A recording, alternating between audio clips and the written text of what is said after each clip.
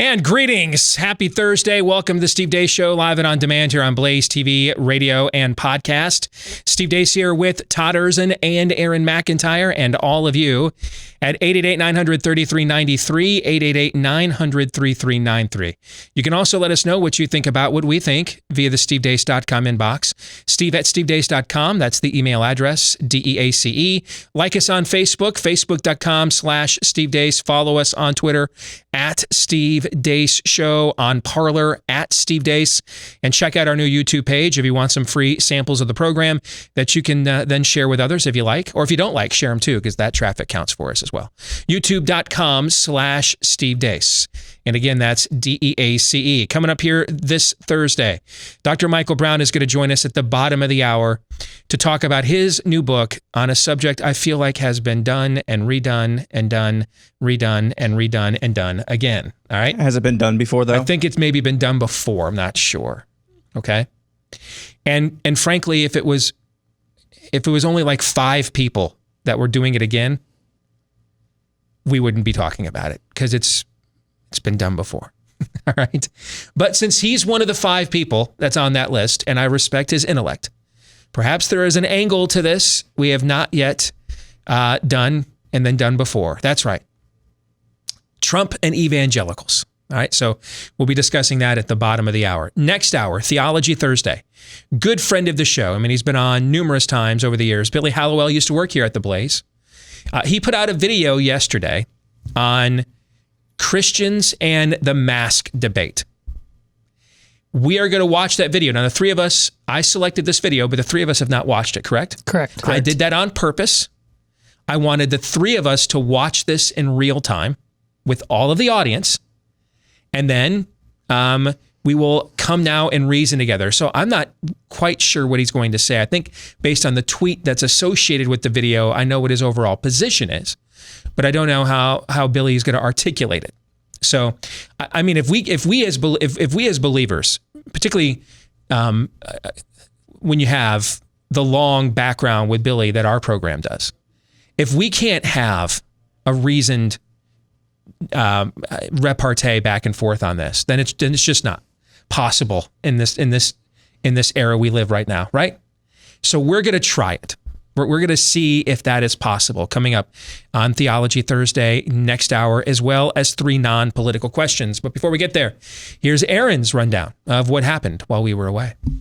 What happened while we were away, brought to you by Big Tech Gets Grilled, kind of. Antitrust hearings involving big tech companies started in the U.S. House of Representatives yesterday, with CEOs from major American tech companies like Google, Facebook, Apple, and Amazon answering questions about their business practices. It was an absolute unmitigated poop show for some Republicans, like when Facebook CEO Mark Zuckerberg was asked about Donald Trump Jr.'s Twitter account getting suspended.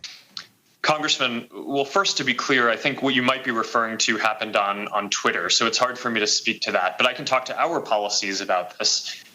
We do prohibit content that will lead to imminent risk of harm. Ohio Congressman Jim Jordan, who takes money from lobbying groups on behalf of Google, was confronted by Fox News' Tucker Carlson last night on why he and other Republicans seem to have no interest in actually reining in big tech's power. But I'm a talk show host, and we've got, 4 million viewers or whatever, but my job is to talk.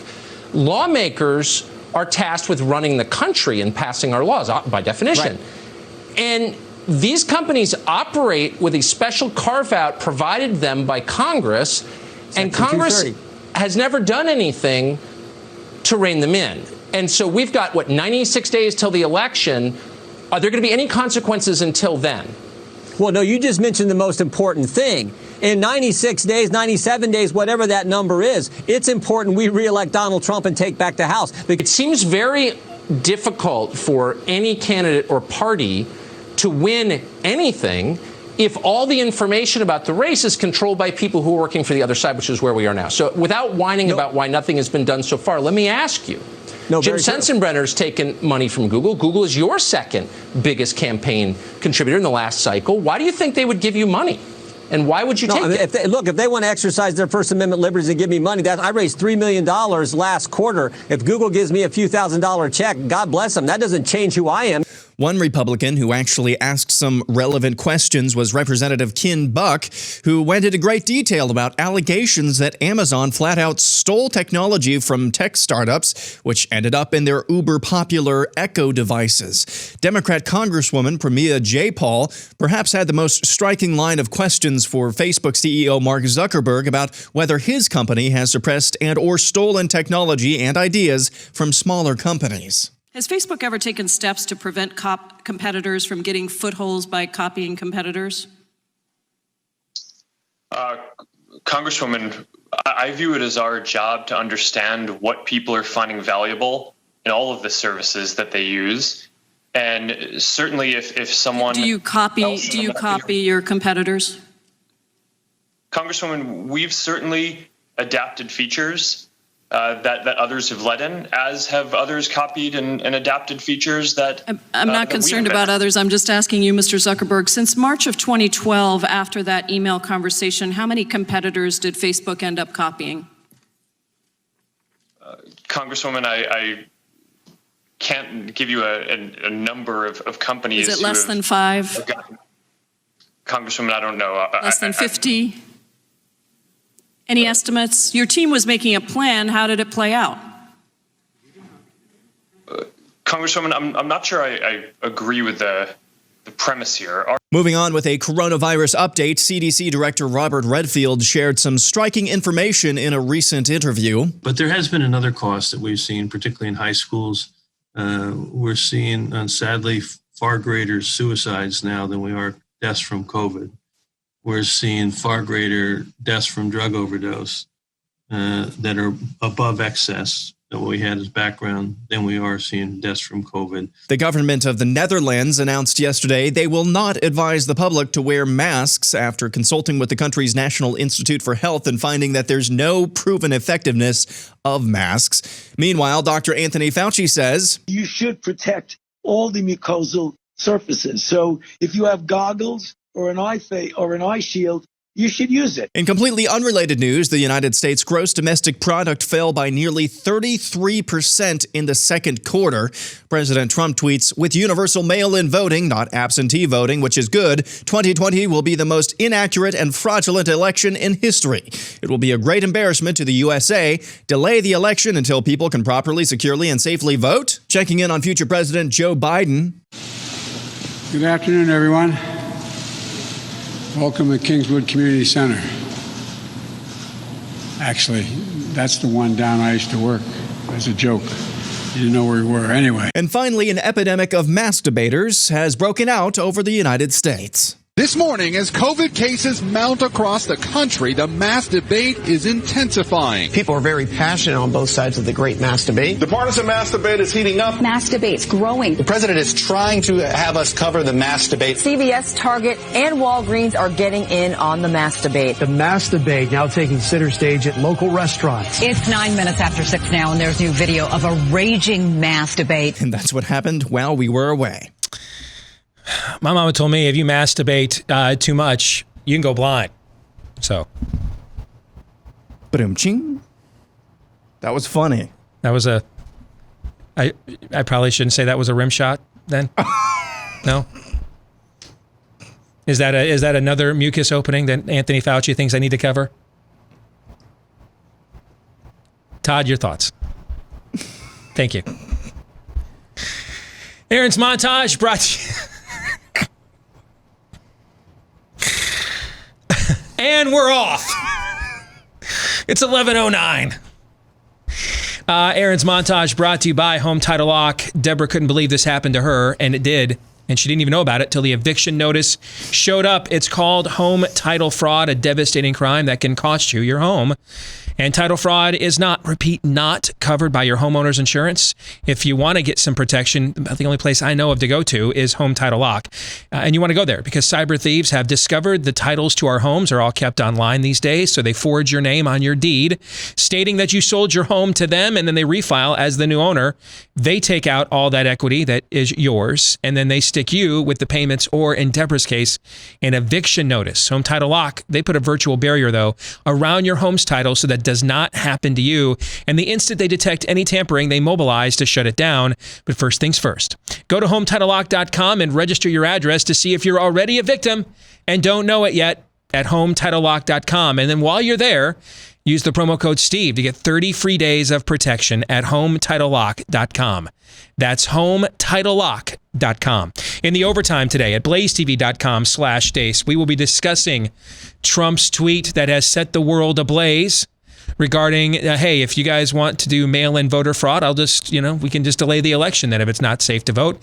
We will discuss that today in the overtime. BlazeTV.com/Deace is where you can go. If you're not yet a Blaze TV subscriber, go there today to subscribe at a discount at BlazeTV.com/Deace. And if you're already a subscriber, that's where you go to watch the overtime when it gets posted later today. Let's get to the rest of what is in what's in the montage. You know what? I want to handle it this way. I kind of want to summarize, if you will. I want to summarize the state of play. Where are things at right now? I mean, the story about a GDP drop of 30%. That's nearly one third of our gross domestic product has dropped because of the dumbest, most moronic, devastating decision in American history. And given how important our gross domestic product, our economy is to the world economy, I mean, we feed and police most of this civilized world. This could go down as the dumbest, most dangerous, moronic decision in world history. And that would be the lockdowns. The issue, we're in the Death Star trench right now. There's a lot going on around us, folks. Right? We got cannon fire over here. We got TIE fighters behind us. All right? We got dog fights up here to the right. There's a lot happening over here. A lot of shiny objects to distract us. But we're in the Death Star trench right now. This tweet, that story, this antic, all these things are going on. But we're in the Death Star trench. And the voice in your ear, what does it say? Put on your face shielding goggles. Yes. I'm back. Okay. The voice in your ear, what should it say? I'm sorry. Yes. Hey. It was deserved. Stay on target. Stay on target. The target. The lockdowns. The lockdowns are the target. Everything else is a distraction from that. Even the mask debate is a distraction from that. Everything, the targets, or the lockdowns are the target. They're the sun. Everything else is in orbit around them. So let me lay out some markers here of where we are, okay? Just kind of a state of play. Number one, I am voting for Trump. And I didn't 4 years ago, but I am voting for Trump in November, and I explained why on yesterday's show. Even though he is culpable for the dumbest, most dangerous, and moronic decision in human and certainly American history. He certainly played a role in all of that, and continues to. More on that in a second. And therefore probably doesn't deserve my vote. At this point, I need something to throw between my freedom and what's left of it and big tech, who's trying to take the rest of it away. And he's going to be the pylon, the tackling dummy. I'm just going to throw him. All right, hey, chew on him for a while while we figure out how we're going to push back on this. Because we're on defense on this right now. If you watched any of yesterday's hearing, Democrats asked better questions than almost all the Republicans did. We're on defense here. So if you want to know more about that, watch yesterday's show. But I am voting for Trump, and I explained why on that program. Number two. So number one is my preferred outcome, how I want this to go. The rest of this, though, is not. It's an analysis of how it is going to go on our current trajectory.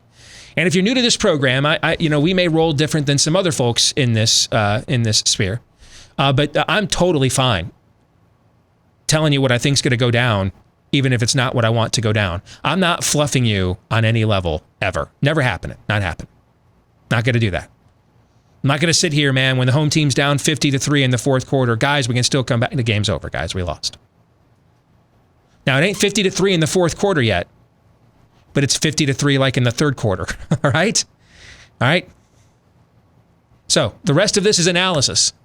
Trump will not get reelected if the economy and job market doesn't improve, folks. In any other year, we wouldn't even entertain the idea that you could get reelected with 40 million unemployed, counting another 1.5 million jobless claims this week so far, and a loss of 1/3 of your GDP. And because in any other era, we'd call that a depression. That's what we would call that, a depression. It ain't true in this era. Not happening. It's not happening. It's not. And by the way, we're not going to quote any polls or anything like that. We're not having any of those arguments. We're just looking at the environment. You're not getting reelected with 40 million unemployed and losing 1/3 of your gross domestic product. That's not happening. Stop. That's where like if this was like an old wire message, stop. Not getting reelected by losing 1/3 of your GDP, stop. This wouldn't even be a debatable point in any other era. It would be like, this would be the most self-evident thing I could say the rest of the way here. You don't get reelected losing 1/3 of your gross domestic product. Doesn't happen. Stop. Number 3, those things are not going to improve unless we reopen. That's what's holding all these things back. The reopening. The staggered, stagnant, half-assed reopening. Number 4, we're not going to reopen as long as Trump has the country under the boot of Fauci Birx. Debbie Birx went on CNN earlier today and asserted something that's just not even, or was it yesterday, that's just not factually provable. She said with certainty if we all masked up, we could get control of this virus. We don't know that. We don't know that. There's no evidence to suggest it. Norway found last week they'd have to mask 200,000 people to stop one infection. The Netherlands held a press conference yesterday at The Hague, of all places. The symbolism of that was rich. They held a press conference at The Hague to say our public health experts have looked into it and there's just no, quote, no proven evidence, unquote, that masking works. So we're not going to inflict that on our people. Any day now, Denmark is expected to release the first ever randomized study results of mitigating COVID-19 with mask use. And given the fact that while we await those results to be released, Denmark is not moving to mandate masks, I'm thinking, I don't know, man. I did just fall off the back of a turnip truck, nor did I stay at a Holiday Inn Express last night. But I'm kind of thinking, guys, that might be a tell what's in their study when it gets released. Just going to throw that out there. These people are killing the president. They're killing him. And the only reason Birx doesn't get more run in this criticism lane is because she's just nicer and more sympathetic as a human being. But they're the same. They've got to go. There's all kinds of experts out there. I mean, I saw this morning, I saw people in conservative media tweeting out, hey, why doesn't Fauci answer these questions? Or why doesn't Fauci listen to these counter experts? Fauci isn't the boss here. Trump is. Well, Fauci is the boss, but Trump's supposed to be. Why are we debating the middleman when the guy who's the head honcho at the top of the food chain is supposedly wearing our uniform here? Ask him these questions. Why the hell is Anthony Fauci still employed? What's he been right about ever? Which brings me to point number 5 here. Donald Trump isn't a victim. He controls his own destiny. He is not also at the mercy of the media. Somebody asked me today, well, what can he just override all these governors? I don't know. Didn't he just override the governor of Oregon? Didn't he just do that? Didn't we just override the governor of Oregon and send the feds in? Yes. Yes, he can. He can certainly override the red state governors. He can certainly do that. He's got the power to do that with the power of the bully pulpit and the political power he wields. Yeah. Not to mention, as long as he continues to defend lockdowns, he grants them political cover to continue imposing them. Right now, there is no organized political effort in opposition to the lockdowns. It doesn't exist. There's a ragtag group of colonials, shows like this and others, that are kind of a loose, alignment coalition attempting to, attack a Death Star, but we're not some kind of organized fleet here.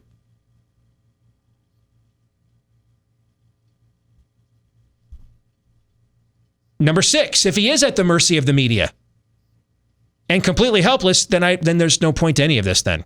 The election is pointless. You can't tell me that we're at the end of our ropes if he loses and then tell me that he has no power to control whether he wins because all the power is against him. Well, then what's the point? What could he do to help us then? Nothing. Both of those things aren't true. Stop lying to yourself. They can both be false. One can be true, the other false, but they can't both be true. It can't be true that he's helpless, but he absolutely has to win. Those things can't be true simultaneously. Pick one. Which is it?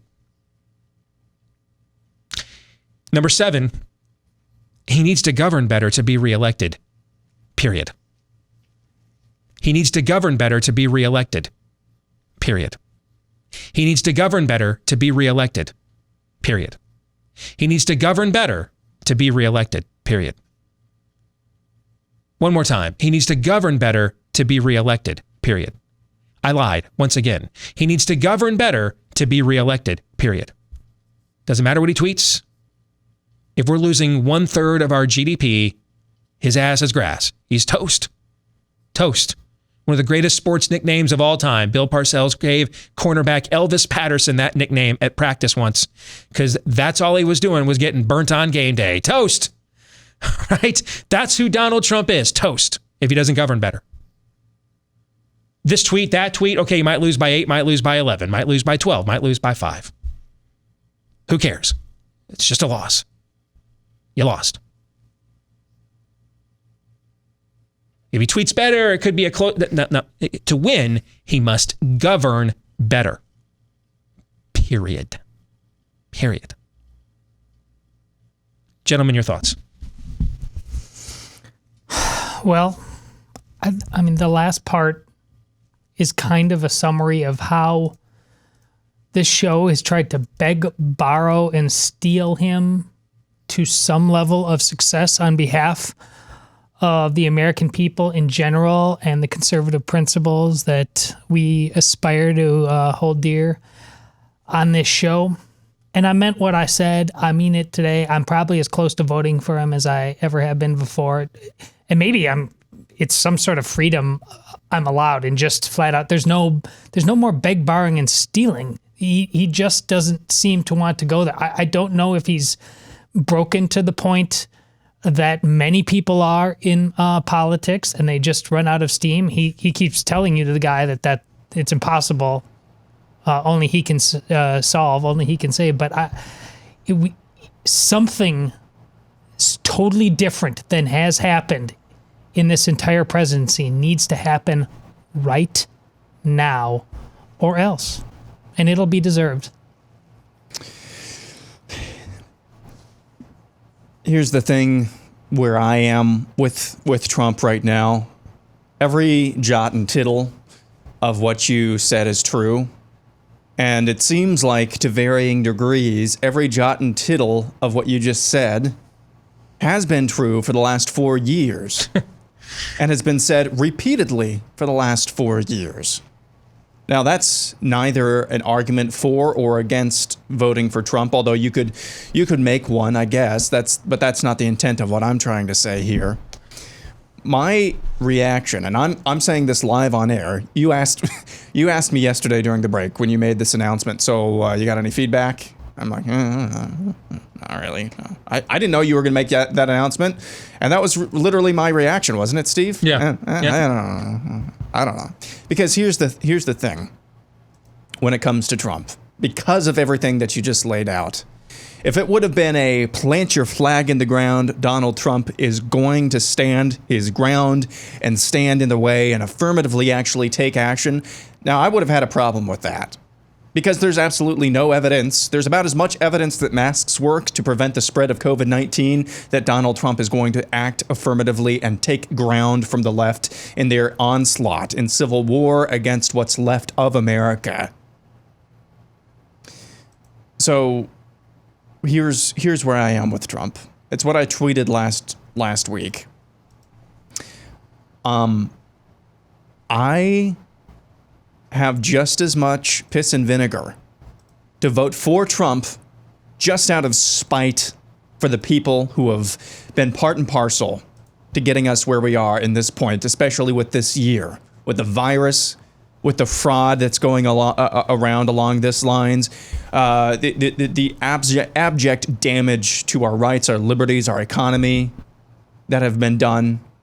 You know, as you said, he's part and parcel to that, but he's not 90% of it. 90% is just the spirit of the age coming to life. I have every bit as much piss and vinegar to vote out of spite against that for Donald Trump as I do to vote not at all for Donald Trump out of spite for him not doing anything about it. So I'm at a position now with Trump where it's just like, I may vote for him, I may not. Everything you said is true. He has to govern better. He still can. Despite all the evidence that he, I don't know, is not able to this point. Because it's really, there's no four-dimensional chess here. I mean, you made the analogy about the Death Star. There is no thermal exhaust port here. It's pretty simple what he has to do. Stand in the way of the leftist hordes. So there's no four-dimensional chess. It's pretty simple, which is why I say there's just as much chance that he'll do what needs to be done and actually govern affirmatively and govern well, that there is that he'll just continue to sit back and let things come to him. So all that is to say, I'll sum this up. I don't know. it's Michael Jordan's security guard, that gif that Todd keeps posting. With the stakes what they are in our culture, though. If your reaction to anything of this magnitude, like who's going to be our next leader or who you're going to vote for, is, I don't know. Do you really have a country? Do you really have a culture? Or at least the one that you thought you had? I don't know. You can tell they don't believe their numbers are good. And this is something I've said in years past, even when I have been during a given cycle knee deep in the analytics, right? You've heard me say, in the end, watch the campaign behavior, right? Mm-hmm. And I've compared it in the past to college football recruiting. I mean, there's a lot of great scouts that work for these various websites, but do they know more than the guys whose livelihoods are on the line judging talent? No, they don't. So a guy might be a 3-star, but if he's offered by Alabama and Clemson, who's probably right? Alabama and Clemson or Rivals.com, who's probably right? Well, I think Alabama and Saban have earned the right. Yeah, I think Dabo and Nick probably know more than Mike Farrell at Rivals.com. All due respect to Mike, right? The campaigns tell you with their own behavior. Look what he's doing. Canceled the convention. Canceled rallies. Fired his campaign manager. Wearing a mask. Does that strike you as a guy who, when they get together, regardless of what he's tweeting or what they're saying, what his lackeys on Fox are saying, look at their actual behavior. For those of you who disagree with me that they're going to lose on this trajectory, is that the behavior of people who internally think that they are on solid ground? Is that how they behave? No. They don't make that many retreats at once. They don't. They know this. So they're reacting to the fact they know that they're in trouble. But they're going the wrong way, folks. They're going the wrong way. You are not going to out-virtue signal Joe Biden's voters. You have to offer a better America than the one we have right now.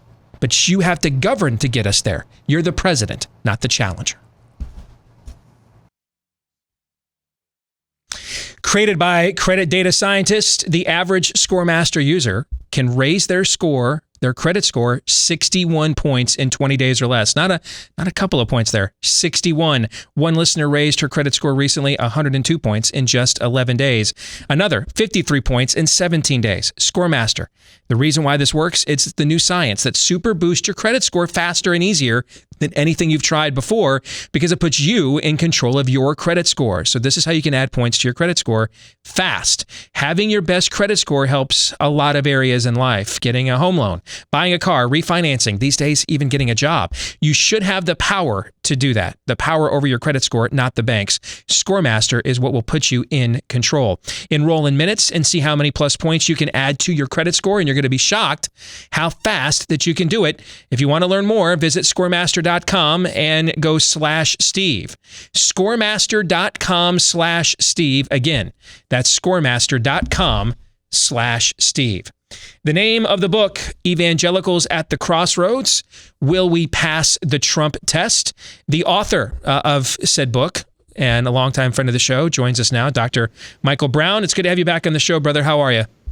Doing great. Glad to be with you, Steve.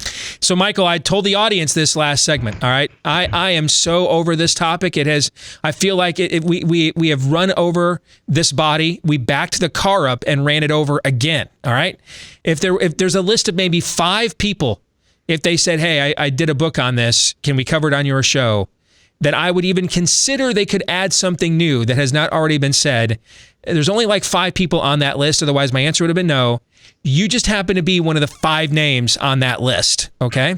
So what is it about this debate between Trump and evangelicals that has still not been settled yet?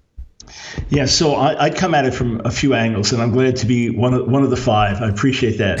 Number one, I don't think there is a single evangelical supporter of Trump who's done what I've done, which is lay out powerfully all the reasons why many evangelicals say they can't vote for Trump, they won't vote for Trump. In other words, if you're a never Trumper, you will find your voice adequately represented here. You'll find that I do a good job of laying out your issues with Trump and why you feel it hurts our witness to the extent we're identified with him. At the same time, I lay out the case for Trump in terms of an evangelical case that explains the moral reasons why we can vote for this man that acts in so many ways that are unevangelical. But then most importantly, I say the biggest issue is not Trump. The biggest issue is not the White House. The biggest issue is the conduct of the church and the state of the church. And so even though I lay out a case for how we can vote for Trump without compromising our witness, we got to make some changes to do that, I also lay out a 10-point strategy as to how we have to live to fulfill our mission, because that's going to outlast whoever's in the White House. And that's why we have to put the cross before the flag and spiritual activity before political activity. So if it was just saying what was said already, trust me, I want to move on as well. But it's a critical issue. And coming into the elections, we really have to get these things sorted out. Well, and the reason why I want to move on is because what I see being offered is a lot of false choices. All right. Now, I'll put my own position into the conversation just to give us a launching off point. I did not vote for him 4 years ago. All right. At the start of this year, and because I had all the concerns about what attaching his name to our witness could look like, I also thought, given the very poor performance by too many Republican presidents in recent vintage, and the likelihood that the 2 that recently lost would have been as bad or worse. I mean, we all love George W. Bush, and his lasting legacy is John Roberts knifing us. We've lost every artery to John Roberts here in the last 3 weeks. We're like bleeding out as a belief system right now. And that was supposedly like the high watermark of his presidency, right? John Roberts as Chief Justice. And so I thought, given the poor performance of Republicans up until this point, now you throw in this guy's questionable character, which I got a good look at being a part of a rival campaign during the last primary. I just thought that it wasn't worth me expending any of my own credibility advocating for in the end. Then we got to then he got elected. Then I watched how he performed the first few years. The behavior didn't really change that much, but in the end, I'm a guy, and I can get over behavior if you win. I know women don't really look at things that way, but as a guy, I mean, I hate to say it, but if my football coach is dropping F-bombs and we're winning the games I care about, I tend to care less about the F-bombs and more about the wins. That's just how a lot of guys are wired. All right, so I looked at the performance, and I liked a lot of the performance. In fact, I went into this year. I came back from Christmas vacation back in January, and I went into this year and I made some initial overtures, in fact, to some people I know within the movement, within the Trump administration, his reelect, and said, hey, you've got to stay on the path you're on now. I'm willing to come out and fully support you if I can be of help to help convince other people that were lukewarm or didn't want to do it 4 years ago. I'll help you make that case. And then the virus hit. And he has made disastrous decision after disastrous decision after disastrous decision, including the most disastrous decision, I believe, in the history of the presidency, lockdowns, and we've now lost 1/3 of our gross domestic product. I don't think he's earned my vote. That being said, yesterday I announced that I am going to vote for him on November the 3rd because this is what it's like trying to navigate this, Mike, okay? I've lost my damn mind, Michael. All right, but the reason why is because in the end, Big Tech has determined that it is going to wage open warfare on the ability of people like you and I to communicate to audiences like the ones we both have, let alone the larger culture. And I don't see an avenue right now to stop them from just declaring game over if the Democrats gain control of of government in November. So that's been my own thought process as somebody who is public about his faith and has a large public platform, trying to navigate all of this the last few years. Please help now diagnose my psychosis, Michael. Right. So the book will help. And again, it's the reason I wrote it, to say to people in this exact state, okay, let's look at the choices. Let us not be apologists and defenders of the president at every turn, because it does make us look like jerks.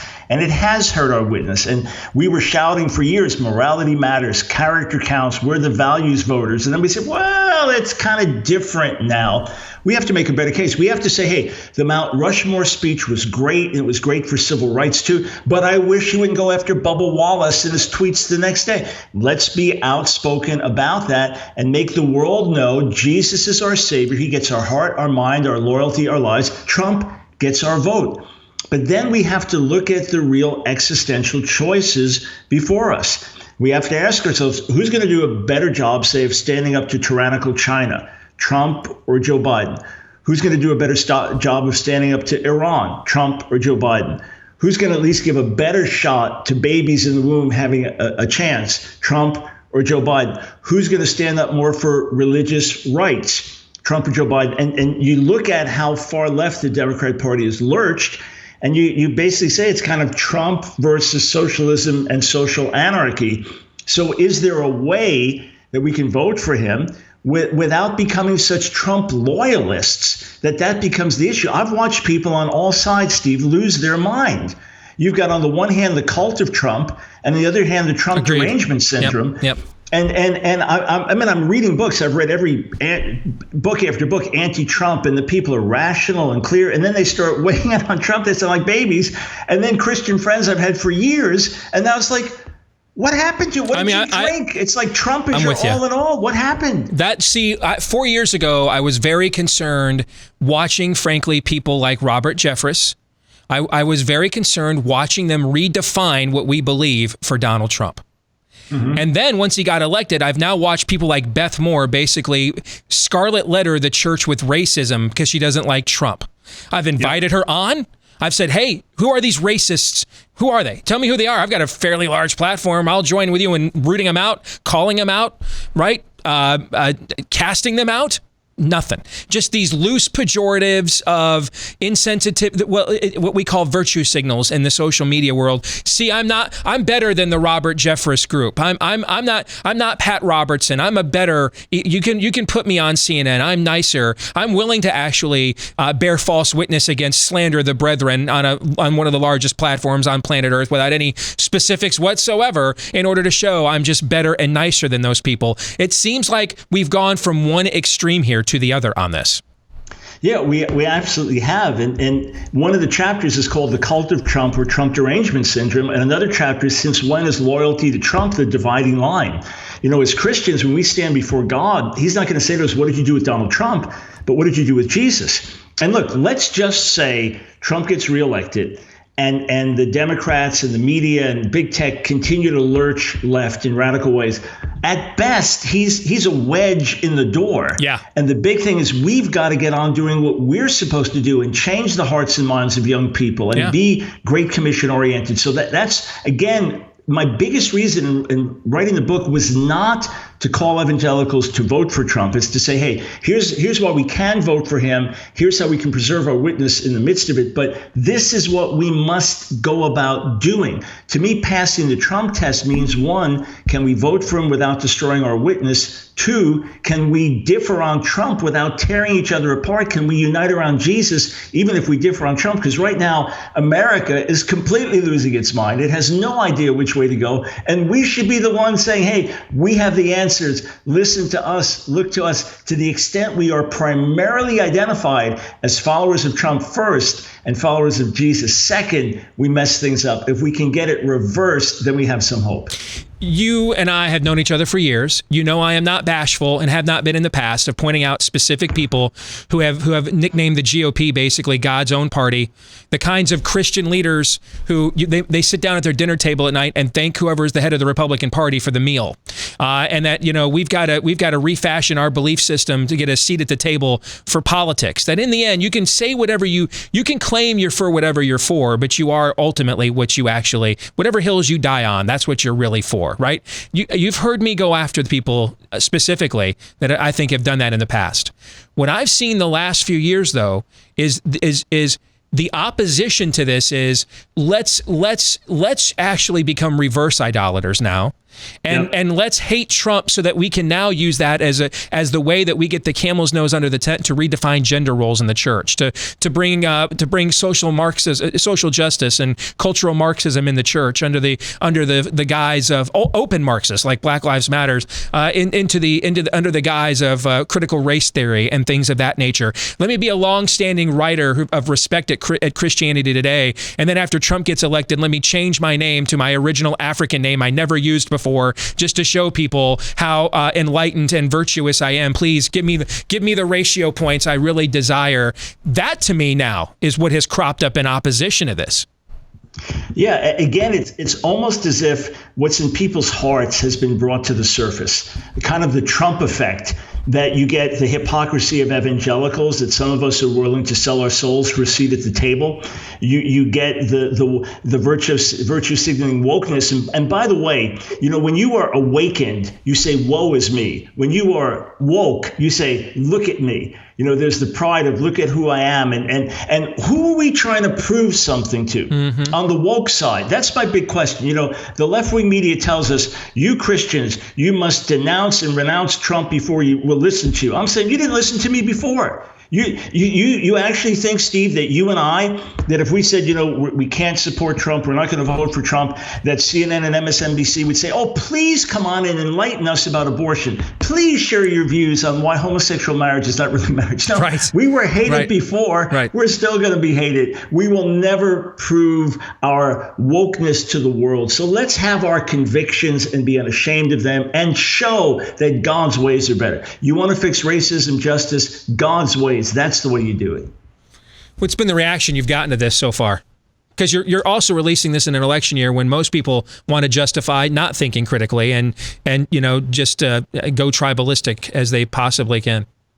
Well, I'm hearing, especially from leaders, finally somebody's laying things out in a way that they feel hits on both sides and puts first things first. So the response has been terrific. In fact, I work with major publishers, but this was so time sensitive, they gave me their blessing to put it out with our own company, Equal Time Books. So I began to reach out to other leaders. Interestingly, never Trumpers wrote to me and said, I'm going to vote for Trump after reading this. Like, that wasn't even my intent. So that's been a nice surprise. But others who see the insanity on both sides, the cult of Trump and the Trump derangement syndrome, are saying, finally, somebody who lays it out and gets it. So hopefully that'll be the effect. And then the biggest thing of all, regardless of how we land with our vote, is that we put first things first and live out the way we're supposed to, because America is in bad shape and there is no political solution. It's got to be something that comes first and foremost from the people, from the church. Otherwise, we are sunk, man. Evangelicals at the crossroads. Will we pass the Trump test? Dr. Michael Brown, good to have you back, brother. Good to see you, man. All right, God bless. Great to see you, Steve. Thanks. You bet. Gentlemen, you have any thoughts on the conversation we just had? I'm hearing a lot of what I tried to explain earlier, the worse Trump gets and is seemingly stuck at being, there's more likelihood for me to vote for him because it just is not about him. Back in the 2018 midterms, I said multiple times, there's nothing aspirational about this election, which was true. But when you're at least like, I want there to be something aspirational. Yeah. That's the tension. That's the fight. Yep. And when we finally got in the middle of the lockdowns and coronavirus, and the first time I said I could possibly vote for Trump, because I fully intended not to. Had this still been non-lockdown world, I don't think I would have. I think I would have stuck with that. But now that there's nothing aspirational, it really has nothing to do with him right now. It's simply going out and reading the lay of the land from a wartime perspective and just trying to survive. Aaron.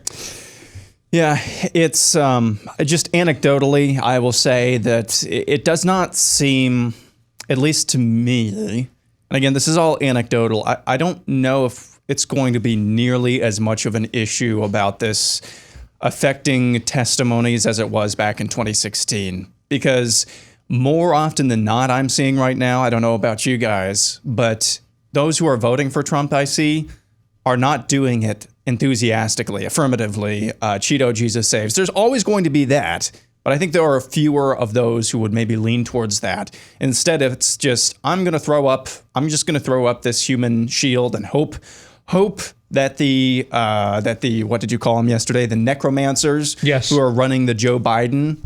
I said the Joe Biden. Hope that they don't come after me if we can just keep this human shield up in the form of Donald Trump. And so I'm hopeful that it will rise above something that it was last time, which it was just a personality. Because rising above it is just being honest that, hey, this is our best chance of the government not being sicked on me. That would be an upgrade from 2016. Next hour, Theology Thursday. We're going to wade into the mask debate theologically as best we can. Next. Back with Hour 2, live and on demand here on Blaze TV, radio, podcast. Steve Deace here with Todd Erzen and Aaron McIntyre. All of you at 888-900-3393. Steve at stevedeace.com. That's how you can email us, DEACE. Like us on Facebook. Follow us on Twitter at Steve Deace Show, at Parler, at Steve Deace. YouTube.com/Steve Deace is where you can go to get free samples of this show for yourself, and then hopefully that you'll share with others. YouTube.com/Steve Deace. And again, the last name is DEACE. Also, if you are a podcast listener, if you wouldn't mind leaving us a 5-star review, if you haven't done so already, please consider it if you like what we do here. Also, smash that subscribe button. The more subscribers we get, the more 5-star reviews we get, the more that helps the show to grow. I know, hey, we just suffered through, we try to make we try to make a subscription of Blaze TV as inexpensive as we can. I mean, we've got a discount going year round when you go to blazetv.com/days. Earlier this year, we offered the cheapest subscription that we ever have. We're trying to make this as affordable as we can. I mean, it costs a good deal of money to put on shows like this with full-fledged studios all over the country. Okay, so we got to make some revenue here.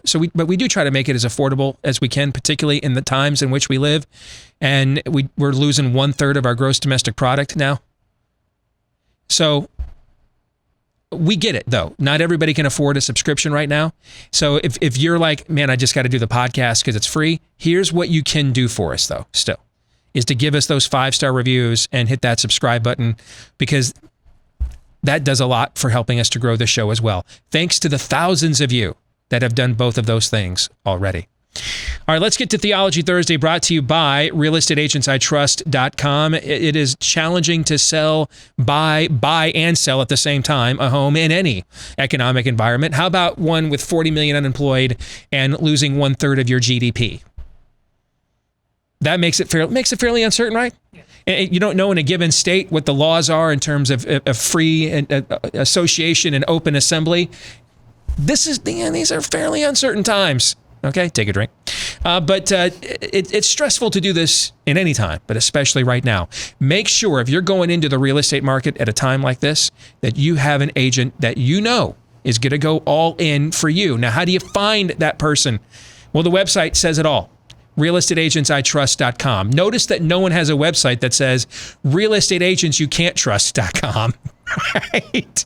Have you noticed they don't have that site? Hey, here's where you don't go to these guys. Okay, you go to somebody, you look for a realtor in your market or the market you're trying to move into. Nobody has on their website, I suck at this. Nobody has on their website, my marketing plan is we're just going to do endless open houses. No one attends. No one has on their website, hey, how about I'll just get bored if I don't sell your home in 30 days and won't tell you that, but I'm just going to kind of move on in my own head.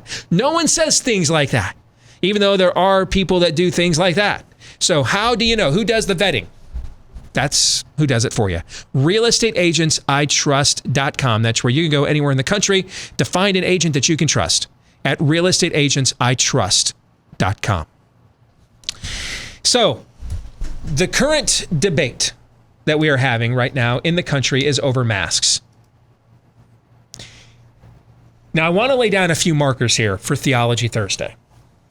There is no randomized scientific study that shows masks are a successful mitigation strategy against COVID-19. And we're speaking here corporately as a culture, not for individual situations. Okay? If you're a high-risk person and you could be fitted with an N95 mask with a filter system that was fitted properly and medically and wore that everywhere you went, I would imagine it'd be quite effective at stopping a lot of things, including coronavirus, from getting into your system, right? Sure. How many of those do we have, and how many people are able to do that situation, however? It's minuscule. So we're not talking about, though, an individual situation between you and a doctor. We're talking about, our show's not here. We're not Twitter. We don't believe we know more about the efficacy of a drug that's been FDA approved for 60 years than actual doctors. We're not Facebook. We don't believe that. We don't know.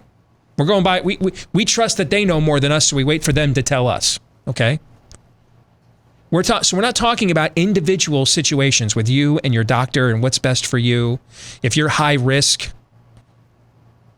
we're not talking about that. We're talking on a corporate public policy perspective. That's how we've approached this since March.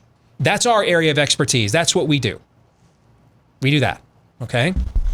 There is no randomized. Why do we need that? Because we need a control group. We need to know, well, because I can do research that shows masks help if the only people I'm researching are the people that are wearing the masks, right? Mm-hmm. If I can't compare them to the people who aren't, then this is confirmation bias. I went in there looking to see if masks help. I only surveyed people that wore masks, and my conclusion is masks help.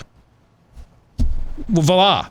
I went into this study believing Steve Deace is the most adorable, brilliant, ingenious, really, and I would say smoldering good looks with a slight dash of craftiness. I went into this study with those assumptions. I only asked Steve Deace his thoughts on himself. And I came back with the conclusion, hey, recent research shows. Right? That's the research we've done. So when they tell you, well, we have these recent studies, they've only been studying people with masks. We can't compare it to the control. We don't know. And you're not even mentioning the part. That would all be tenuous at best. But we had studies before we had ever heard of coronavirus. Yes. Before coronavirus, they did do randomized studies on this with influenza and other viral, because bacteria microbes are larger than viruses, okay? And so that's why the comparison has often been to the flu, because you're dealing with microbes of a similar size and bent than what you deal with a bacterial load. Okay, so there were studies and control group studies that did show wide-ranging mask use doesn't do anything to stop influenza, for example. That's why in 2018, we had one of the worst influenza cycles in recent memory in the country. There was no debate, let's go out and put everybody in masks, because we had all the studies that were randomly sampled prior to the politicization of this pandemic that showed it doesn't work, so it was never even considered, okay? Now you're dealing with this virus whose microbes are actually smaller than your typical influenza virus. But if I go in there researching, did the mask help? I only talk to people who wore masks, but I don't find out what happens if you don't. By comparison, I don't have an actual study. I have a confirmation bias. Now, that confirmation bias, let's say this, could be true. It could turn out to be true when we do have a control group study, right?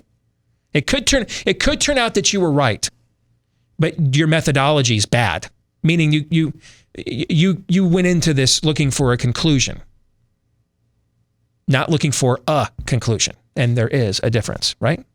We don't have a randomized study. Denmark is slated to release one any day now. They have announced they've completed one, and we're waiting to see what they say.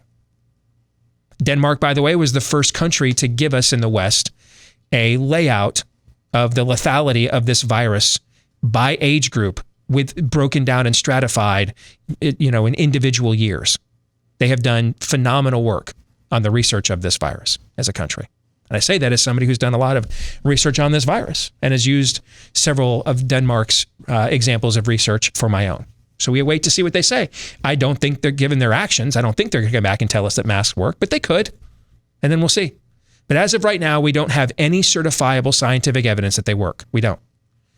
We have promising research by people who wanted promising research, but we have nothing negative to compare it to know for sure. We don't know. And that's all we're discussing here is the public policy.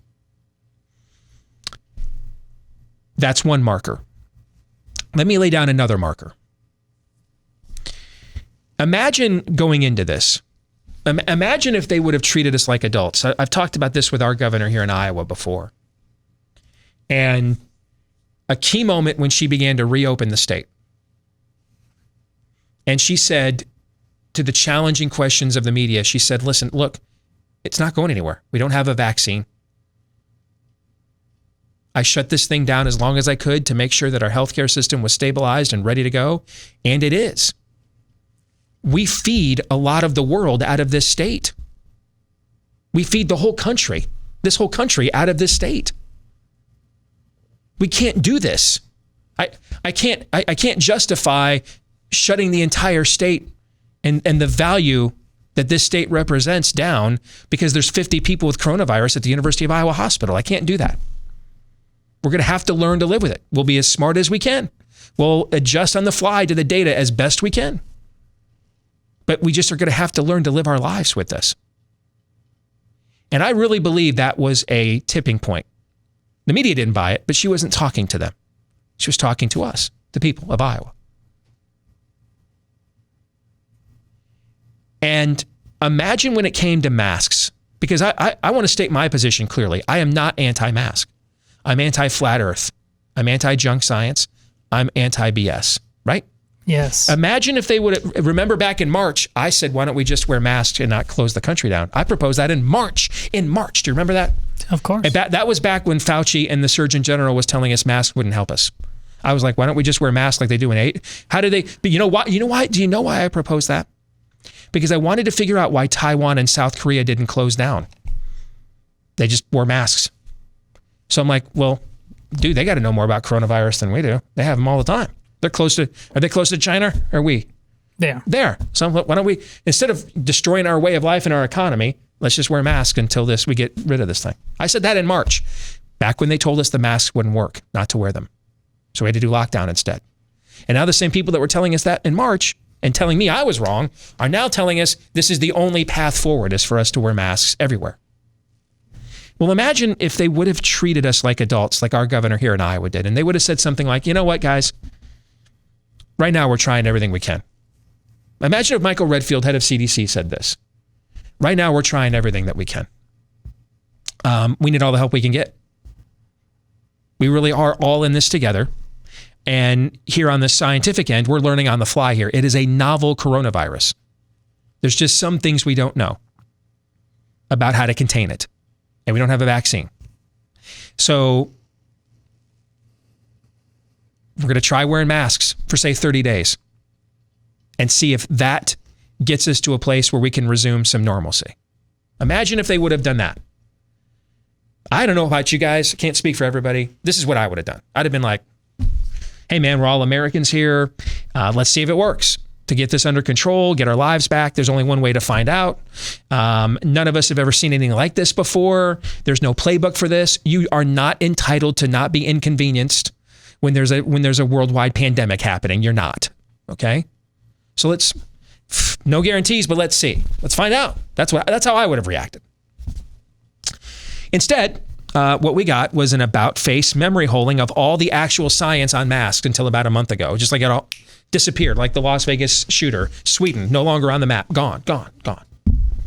Then we had a media-driven cult politicize this thing to the hilt. The mask became like its talisman, like its pan idol. And you were scarlet lettered if you dared ask, hey, even politely, hey, what's the science on this? Do we know if this is even going to work? Yes, when we put a mask in Maryland right now, you got to put a mask on everybody over the age of 2. You're a parent, you're like, you got a 4-year-old. Do I want to put a mask on my kid? Is that good? Hater! Burn the witch! Or maybe some bitter old cat lady who probably ought to get smacked shows up in a grocery store produce aisle on camera to say, I hope your children die. You know, stuff like that. We did that instead. We went down that. We could have tried the other road, right? Could have tried that one. We did this one instead. So Karen's got a Karen, Steve. Yeah, so here we are, okay? Now, one way acknowledges that there are forces in nature that are beyond our understanding, which at times means we gotta kind of come together, right? Try to understand what we're up against when we're confronted by them. And those times may require some suffering or inconvenience in order to achieve wellness and success. I don't like shots. I hate them. I hate needles. But if I'm sick, I need to find out what's wrong with me. So put the needle in my arm and I'll just turn the other way and grin and bear it. That's the adult path, right? That's how adults are to behave, right? Correct. Yeah. Now, the other way, I would call this like the way of Salem. And this is when Galileo and Alexander Fleming are kooks and crackpots. This is when Didier Raoult, who until March 12th, 2020 was considered the leading communicable disease expert on the friggin' planet. And that was the day Donald Trump mentioned hydroxychloroquine at the White House coronavirus task force briefing. And suddenly on March 13th, based on Didier Raoult's findings, by the way, that the world was applauding these findings on March 6th, 7th, 8th, 9th, 10th, and 11th. They were like, hey, this could be our deliverance. Donald Trump mentions his findings at a coronavirus task force briefing. And then on March 13th, and for the next 4 damn months, Didier Raoult had to defend himself that he was now suddenly a quack. That's the Salem path, right? Is that the path we're on, right? Right. That's the path we chose. We're not driven by data, but desire. Unbridled emotion replaces observational, provable science, right? And if you won't give me my affirmation, then you will be made to care. That's where we are. Now, one of these paths in a time of crisis will bring a people together. Another will tear a people apart. Guess which one we're on? Anybody? Guess? Asked and answered, brother. Indeed. Okay. So, with that as a backdrop, let's find out what our old friend Billy Hallowell says about this, whether he thinks we ought to be wearing masks or not. Watch this.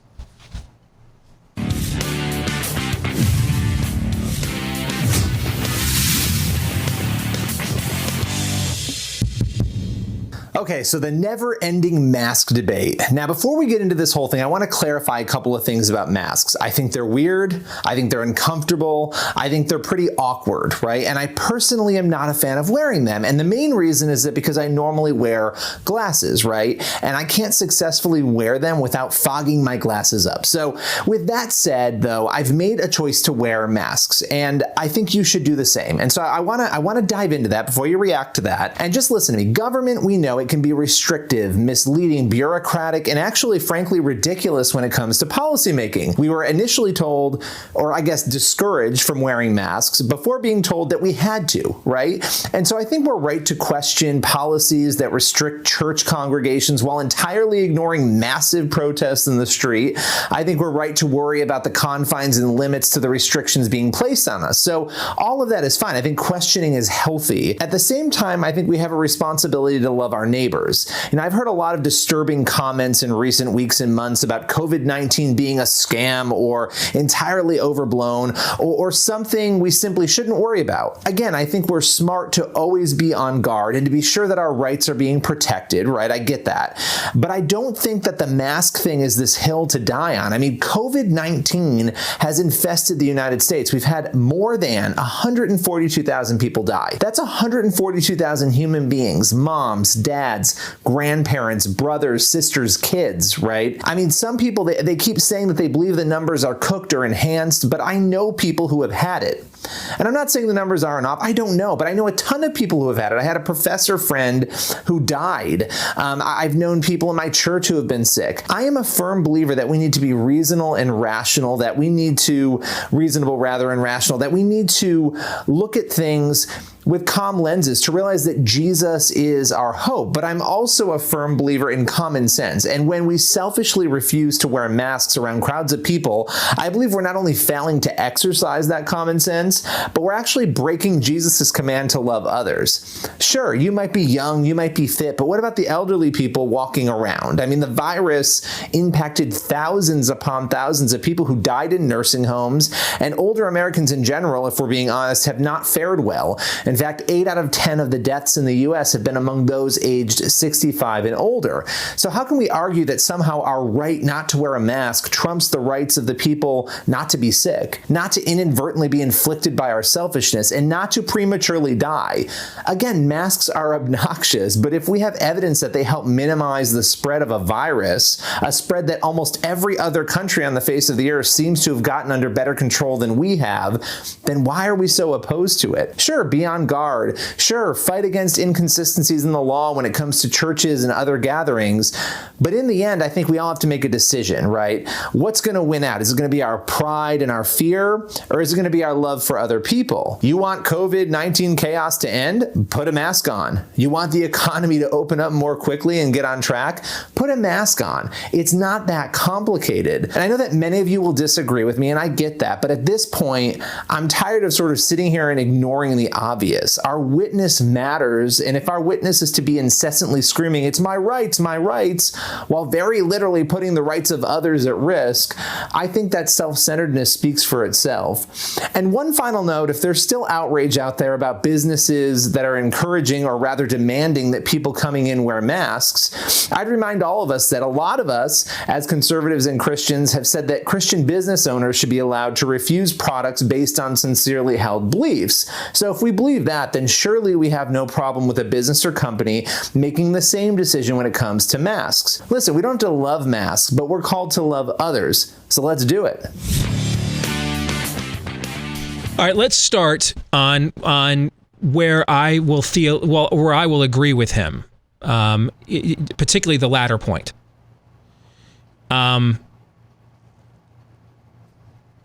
I was initially upset at Costco for going with masks when we were reopening, because it was clear when they didn't go with masks when the virus was surging in places like Iowa, and now they are going to masks when we're reopening. It was clear that it was mainly just because of legality.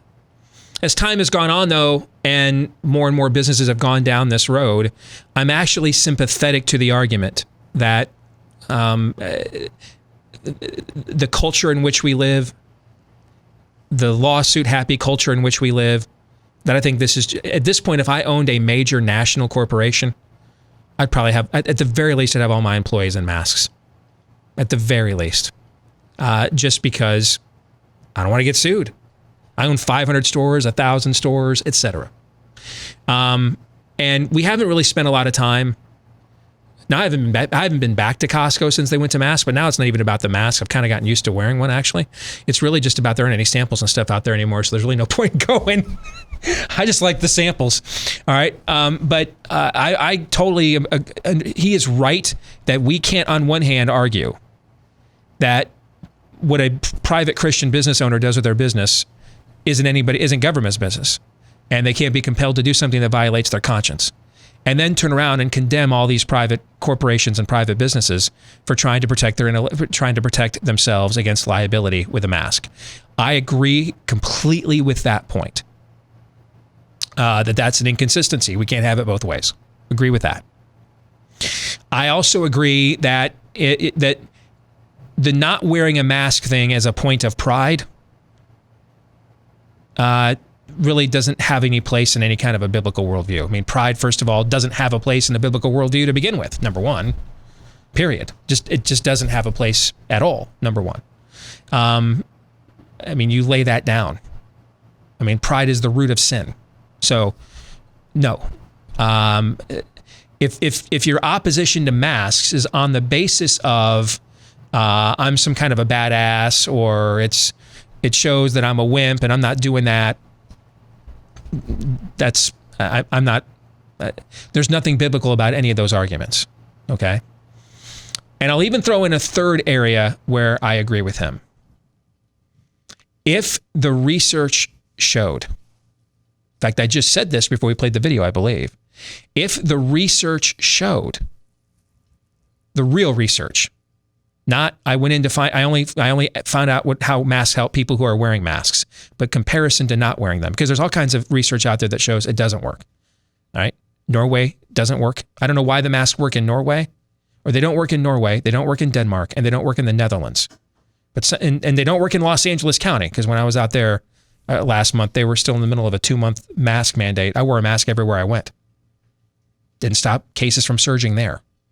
So I don't know why the mask, it doesn't work there, but it's going to work everywhere here. But if the research did show that masks work, I wholeheartedly agree. Christians ought to be the last people that are using the inconvenience factor and the obnoxious factor to say, I'm not going to love my neighbor as I love myself here and risk their health. I wholeheartedly agree with that, if that's what the research showed. It just doesn't. But I wanted to start in the limited time we have here. We got about 5 more minutes. I wanted us to start in areas where we agree. And I'll throw one more thing in. I appreciate the fact that he's actually willing to step out there and have this conversation. There's way too much groupthink all over the place. Way too much tribalism. I mean, we've had Billy on talking how many issues and subjects over the years on this show, right? Mm-hmm. We certainly would not deny his intellectual credentials on a lot of the issues of the day we care the most about, right? So the last thing we ought to be doing here, if you vehemently disagree, is he's some kind of hack, sellout. That tribalism, we just don't embrace any. We're the last place on planet Earth, or at least in the state of Iowa, maybe. All right, we're someone who dares to usher a contrarian notion within the tribe doesn't feel safe to bring their viewpoint to the table, right? Right. All right. So let's start, because I want to model this in a way as best we can where we're going to come now and reason together, where as believers we're going to have this conversation with the truth and love as best we can. Because if we can't do it, then I mean, if the Billy Hallowells and Steve Deace shows of the world can't sit down and have a reasonable discourse on this, even if they disagree, then there's probably no place in America that we can do it. So let's start there. Todd, areas where you agreed. Well, I don't agree with much of it. We'll get to the disagreements. Areas where you agree.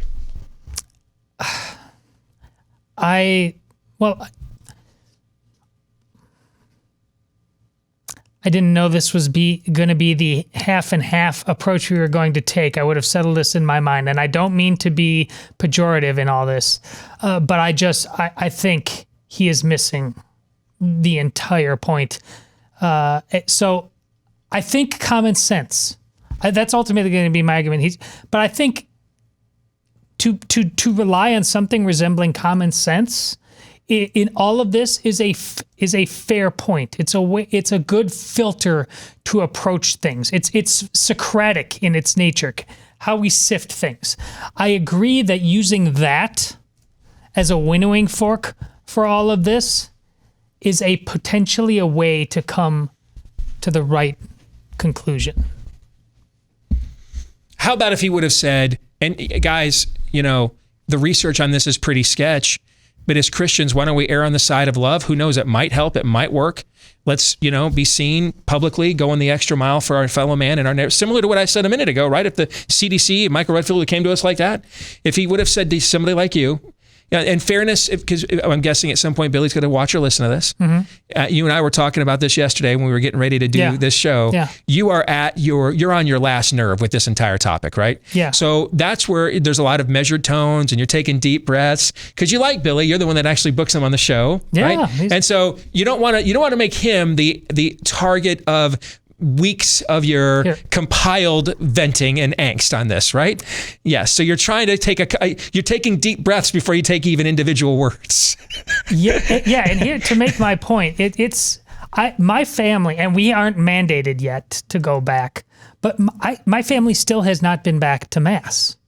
And because here's where I really take the biggest issue is because when it's done in the name, science is the one thing, you laid out that argument, but then when it's in our faith's name, loving your neighbor as yourself, I'm not putting my children in a position where the one place we go back to that we wear masks is church, when I believe it is a spiritual abuse to say that this is the time to use them and this is why we should use them, when I fundamentally don't. So especially when we pull the Jesus card with anything resembling masks, I'm sorry.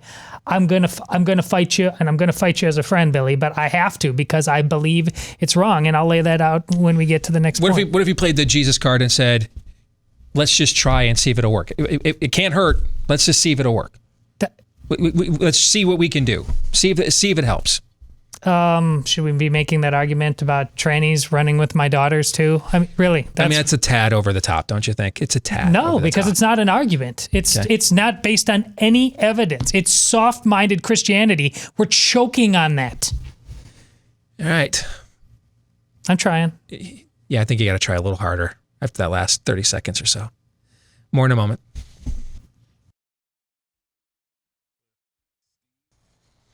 I don't understand the people that like exercise with their dogs. Maybe it's because I don't think I can keep up with mine. that might have something to do with it. But your dog needs exercise. But you know what else your dog needs? Nutrients, vitamins, minerals, antioxidants, probiotics, omega oils. The list goes on. And I can tell you, they're not getting it from that dry kibble dog food. That stuff's dead as a doornail once it leaves the factory. That's why I've been telling you for a while now about Rough Greens. It isn't a dog food. It's a supplement that you put on your dog's food, and it's jam-packed with all the good things that will promote a happy, healthier lifestyle for your pet. And your dog's going to go crazy for how it tastes, or at least my dog, Cap, does. Our dog, Cap, loves this stuff, all right? All Rough Greens is a great powder you put on your dog's food, and it makes it not only healthier, but apparently tastier. You can give your dog the Rough Greens 14-day Jumpstart bag today for just $14.95 and see the difference in your dog in 14 days or less. Just go to roughgreens.com. Again, that is RUFF. That's how it's spelled. Clever, I know. roughgreens.com/blaze. That's roughgreens.com/blaze. All right, let's get back to Billy Hallowell's video here on Theology Thursday. I don't think we're going to have time for 3 non-political questions, Aaron. Sorry. But I know you were really chomping at the bit with the 3 questions you never bothered to come up with, right? I honestly forgot. What is 3 questions? You're going to look around at some point. Hey, your Mount Rushmore of Deace has got your Gatorade flavors. Mount Rushmore of Gatorade flavors, right? Mount Rushmore of lamps. Yes. All right. Let's get back to our Theology Thursday, and I wanted to start with where I agreed with what Billy Hallowell, who's a great friend of this show and I love, but with what he asserted in the mask debate. Now I want to get to what I don't agree with. Love your neighbor as you love yourself. First of all, let's assume that the masks have some efficacy. Right now, there's no documented randomized study that shows that they do. But let's assume for a moment that they do for just a second. The love your neighbor as you love yourself thing has to work both ways. I look at my own situation. I'm asthmatic. First time I flew on a plane with a mask, I had a cloth one. I almost hyperventilated a couple of times. I had to take it off. For those who have respiratory issues already, that wearing a mask makes things more difficult. Why aren't they extended that grace? How come it doesn't cut both ways? How come it's only, and we only love our neighbors, we love ourselves if we go with the prevailing wind? Jesus, if we're going to throw Bible verses around, Jesus left 99 behind to find the one lost sheep. He cast aside the prevailing wisdom to go get the one contrarian. If somebody has some serious health issues and they can't do this, why are they banned from every Walmart, Costco, Target, Kroger? How come it only cuts one way? I mean, if everybody else is wearing a mask and there's a small minority that can't wear one, why are you threatened by them if you're wearing yours? How come we don't love that neighbor, the contrarian neighbor? Why don't we love him as we love ourselves? Why doesn't it work both ways? Secondly, I think, Billy, if you were here, and I know you're going to listen to this after I tweet out the link and copy you on it, I think, frankly, my friend, you're letting your experience in New York City cloud your overall judgment. I think it's similar to how a lot of Christians will view their eschatology through the lens of what's happening in the times in which they live, or the era in which they live, or the country in which they live. That since America's falling apart, that must mean that the trumpet's going to sound. When you and I both know, brother, that all over the rest of the world outside of the West, Christianity is flourishing. It's flourishing everywhere else. It's just dying here in the West. Doesn't mean that the Antichrist isn't coming. Doesn't mean that there isn't going to be a trumpet. Doesn't mean that, but it doesn't mean that there is or isn't. There's a great big world out there just beyond what happens in America, right? We both agree with that. I think there's a great big world out there just beyond what you witnessed, the carnage in New York City, where you live. The state and city where you live is still responsible for 1 out of every 4 deaths that's occurred in this country. If the deaths in your state were its own country for coronavirus, it would be the 5th worst state or 5th worst country for deaths in the world. If the total cases in your state were its own country, it'd be the 6th most infected country in the world. The overwhelming amount of deaths in the tri-state area there, within a 100-mile driving distance of New York City where you live, Billy, compared to the rest of the country, it's not even close. And I'm happy to extend grace to you for having maybe more of a sense of urgency about this because of the carnage you witnessed firsthand. If maybe you'll extend a hand of grace to those of us who live outside those 100 miles of the tri-state area who have not seen that kind of carnage. And by and large, the only carnage we've seen is we've lost our jobs. We've lost memories, family events, once-in-a-lifetime events that we'll never get back, that we use to mark barometers for the meaning of life while we're here, the relationships we have with others. Those moments are gone. Never. Those proms will never come back. Those graduations never come back. That senior season watching my son or my daughter play this sport or in that band never returns. Gone. Will never come back. Can't be redeemed. Lost. I think you're letting what you witnessed in your own backyard maybe cloud your judgment about the direness of the situation a little bit. I don't think a Christian has to wear a mask in Wyoming to show that they believe that they love their neighbor as they love themselves because of the suffering that happened in New York City. And then finally, I also think, brother, you're missing a bigger picture here. I think you believe the mask is a symbol of common sense. I don't believe the people promoting the masks see it that way at all. I think the mask is a religious talisman. I think there's a cult around the mask. That's why the conversation hasn't been reasonable. Because cults aren't reasonable. frankly, I think what's happened with lockdowns and the mask is a dry run for next year when they throw a vaccine that probably isn't going to be that safe, that they rush together, that is at best as safe as a flu vaccine. And I'm not an anti-vaxxer, by the way, but at best is as efficacious as a flu vaccine, at best. And then they try to mandate that you have to take it, otherwise you can't, go to this store, go to this school. I think this is all a test run because it's not been driven by science at all.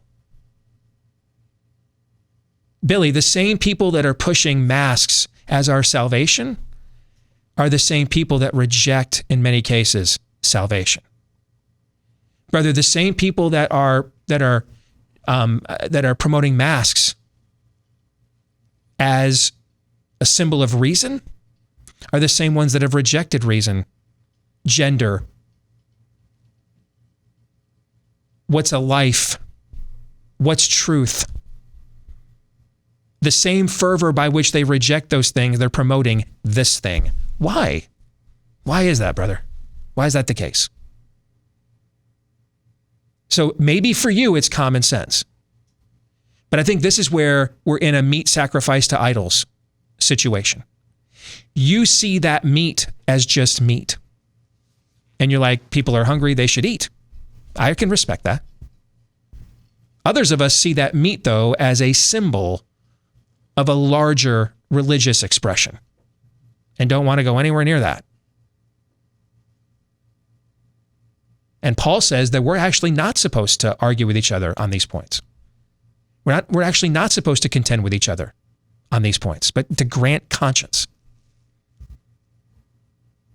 So since there is no actual research that shows definitively masks work, because it's never been put to a control group, so we don't know that. This isn't a matter of science. It's a matter of opinion. And that's where I think we are in a meat sacrifice to idols thing. By all means, wear your mask. And wear it for the reasons you would like. I don't think any less of you. But I don't think you should think any less of people who are like, I see a pattern here. We're gonna start by locking everything down on bad data. Then we're gonna stay locked down on bad data. You live in a state where the main reason that there was so much carnage is because your own government put the least of these in the most harm.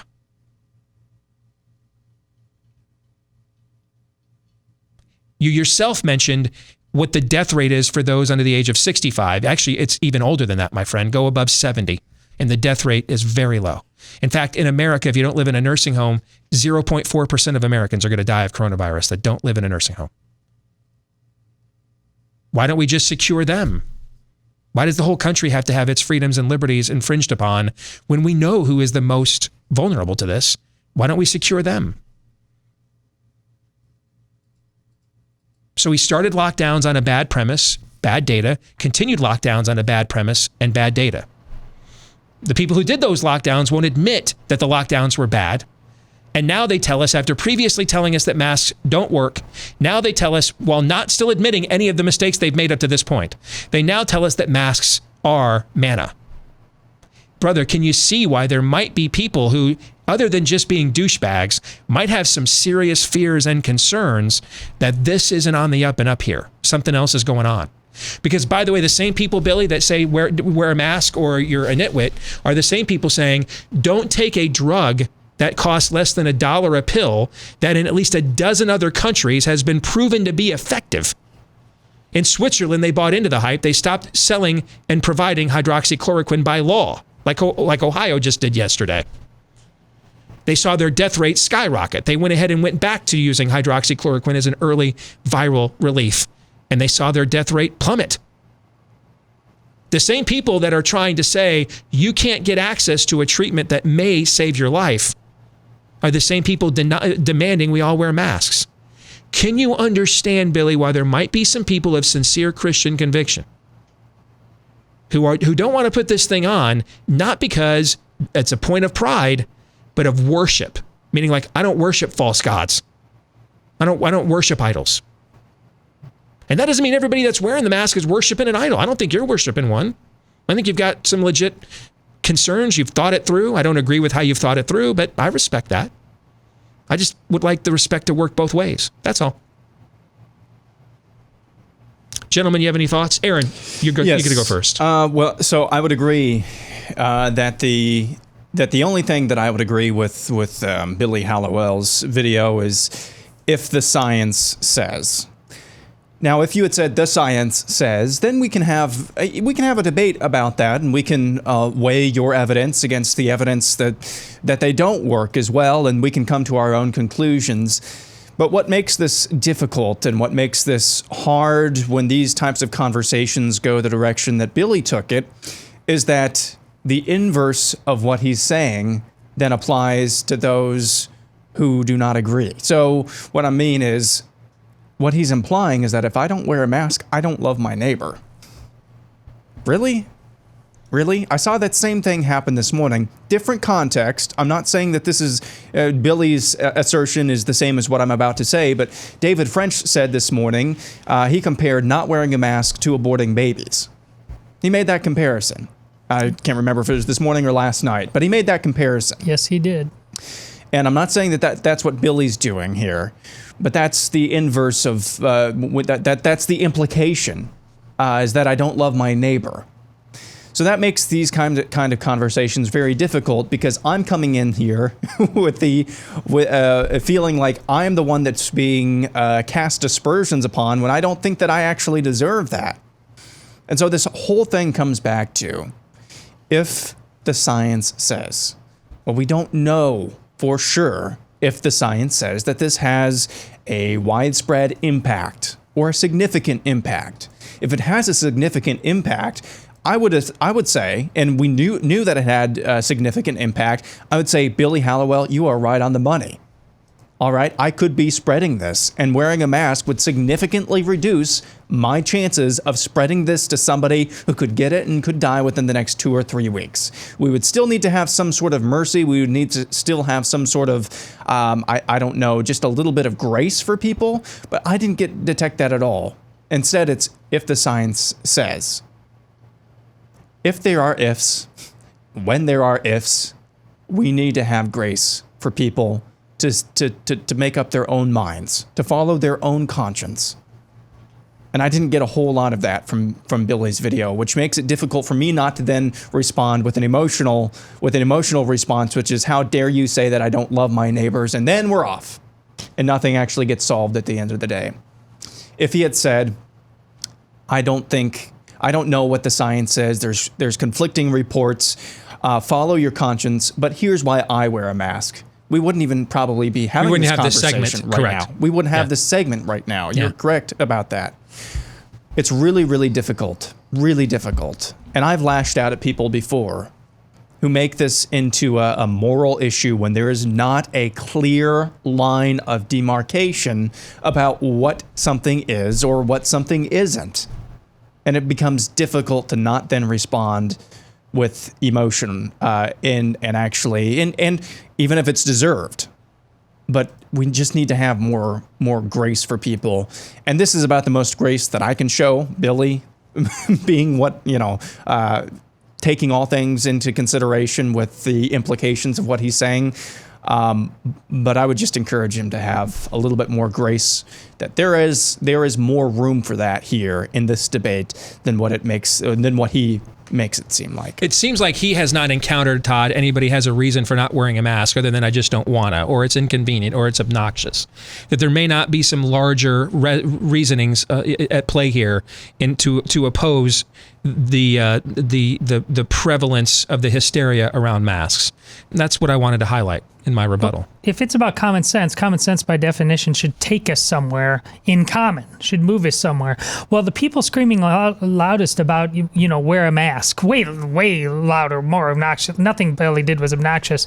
But those two are doing it. Let's take these teachers' unions in the most liberal cities where this is happening. They're also saying, I'm going to die if I go to school, even if I wear a mask. Well, do they work or not? This is what's going on, the level of chaos. So none of this is not ever really about the mask. We're talking about goggles now. The people who not only don't want to go back and teach in school, the story just came out in the New York Times, they also don't want to teach online because that's too hard. They just want to basically have this year and say, let's call it a wash, but I still need to get paid. See, there's no common sense. I would like, and there hasn't been from the beginning, not with 2 weeks to flatten the curve. Because 30 days to slow the spread. Yes, it's never been there. The common sense never moves us from point A to point B. That's what common sense has to do by definition. I haven't seen it, so I reject it, and I reject it for spiritual reasons. So because I love Jesus, I'm going to tell everybody what the lies are. That'll do it for our program today. We are back at it again tomorrow, noon to 2 Eastern, right here on Blaze TV, radio, and podcast. Until then, John 3:17.